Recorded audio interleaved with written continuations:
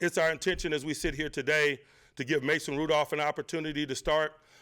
He's a veteran guy. He's a backup, but he's also a veteran guy. He's been in our program a long time. He's here for those reasons. We got a great deal of comfort with him. Why are we making the change? Man, we don't like what we're looking at and the consistency of it. What I mean is we're not scoring enough points.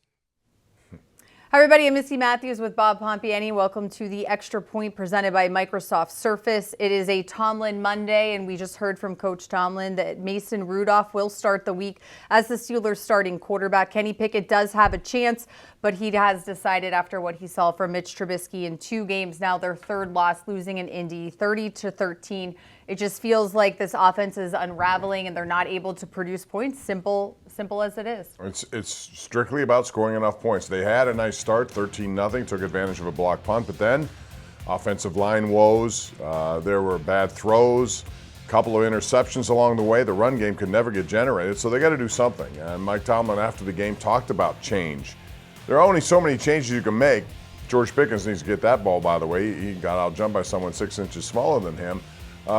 And you got to do something with the limited personnel this juncture of the game, Missy. So you start a quarterback, see where it goes from there. But he also talked about Kenny Pickett maybe being part of this equation this week, depending on how his week goes, dealing with that ankle. Yeah, Coach Tomlin said he had a really good day of rehab today on Monday. Tomorrow he anticipates he'll work in a limited fashion when they, hit the practice fields preparing for a Saturday game. But Mason will, get the bulk of the carries, and it will just depend on what is Kenny able to do. Is he able to move? Can he protect himself?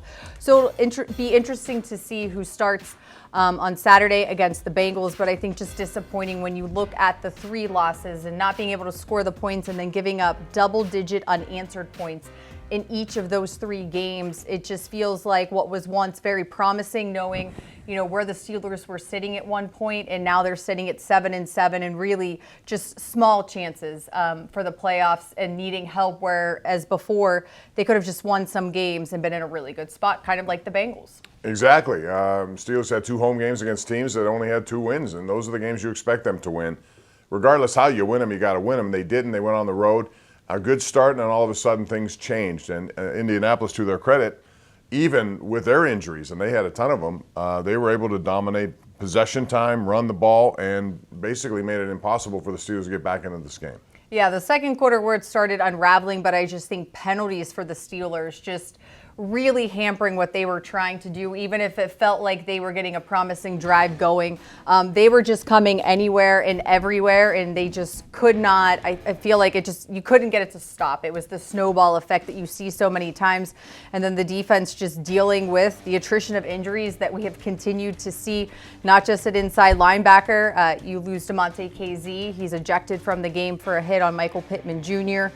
He wasn't able to finish, and then the very next play, Micah Fitzpatrick goes out with a knee injury, and now he's not available for Saturday against Cincinnati.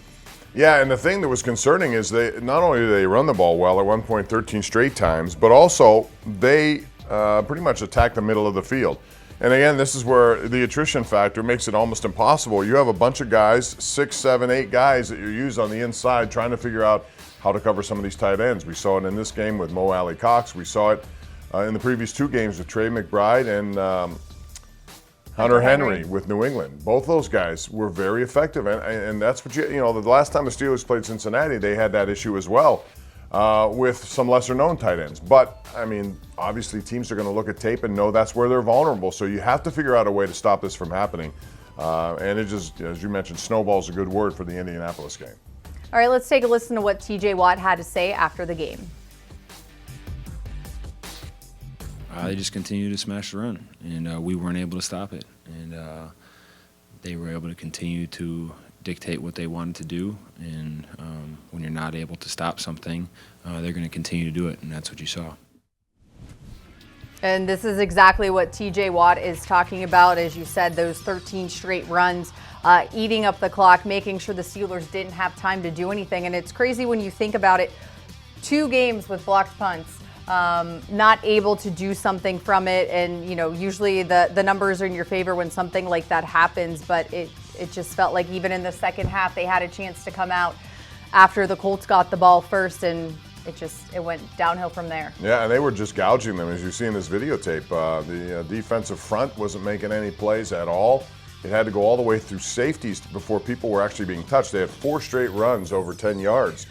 And that just makes it impossible. The defense wears down, and when the offense gets back on the field, 3 and outs make it even worse. So the Steelers definitely have to figure out ways to get more people involved, scheme against it. The best thing they can do to help their defense is to control the ball on offense with their run game, especially knowing that you have Mason Rudolph, a quarterback.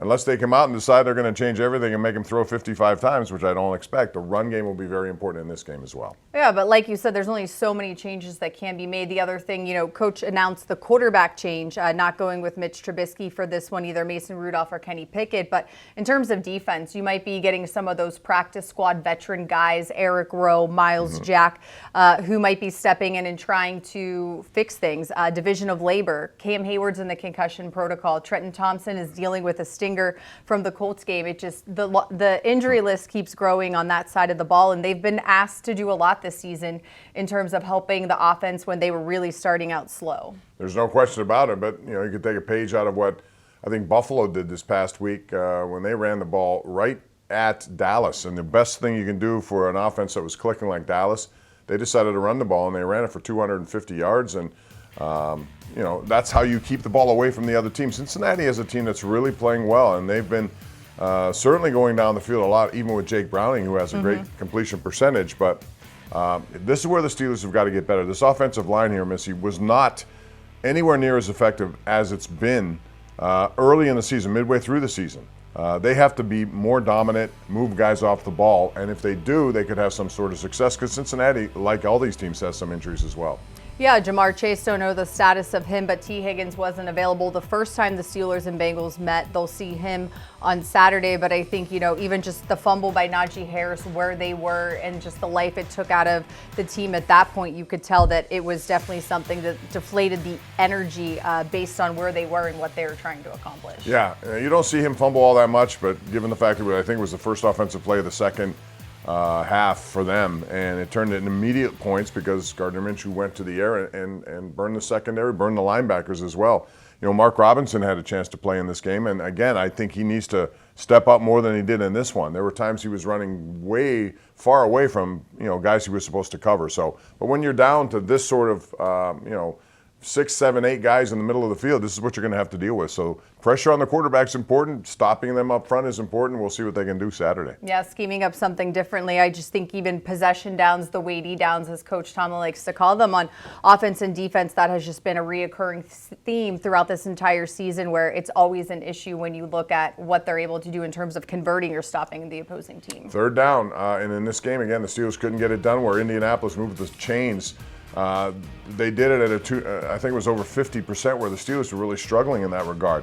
Mitch Trubisky, he's not going to play. And if you looked at his numbers, 16 of 23, he didn't sound all that bad. There was the interception that George Pickens, again, got out-jumped for. But when they needed to make plays, they didn't make them, period. That's the end of story. And when you don't do that, you don't score points. Since Matt Canada left, they're averaging 14.2 points per game. That's less than when he was here. So getting into not only scoring territory, but turning field goals into touchdowns is going to be huge the rest of the way. All right, and it will all start the last Steelers home game at Acrisure Stadium on Saturday. A chance to try to right the ship, get out of this 3-game losing funk. Thanks so much for joining me. For Bob Pompeani and Missi Matthews, this has been The Extra Point, presented by Microsoft Surface.